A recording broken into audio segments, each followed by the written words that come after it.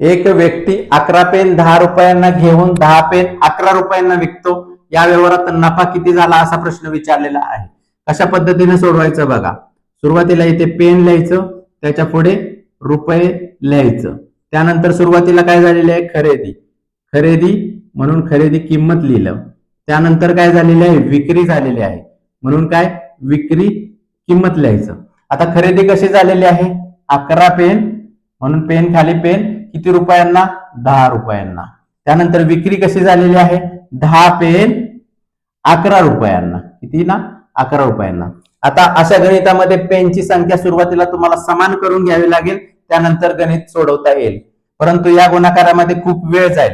याच्यासाठी short trick काय आहे बघा, यांचा तिरकस गुणाकार करायचा आहे, याचा तिरकस गुणाकार करायचा आहे. म्हणून 10 गुणिले 10 किती करायचे, 10 गुणिले 10 बरोबर किती झाले, यांचा जर गुणाकार केला तर 100 झाला. ही काय झाली, खरेदी किंमत झाली. 100 काय झाली, ही खरेदी किंमत झालेली आहे. आता त्यानंतर काय करायचं आहे, 11 गुणिले 11. आता 11 गुणिले 11 केलं तर किती येतील, 121 येतील. 121 काय झाली, ही विक्री किंमत झाली. 121 ही विक्री किंमत झालेली आहे. आता बघा, खरेदी कितीला झालेली आहे, 100 ला, आणि विक्री 121 रुपयांना झालेली आहे.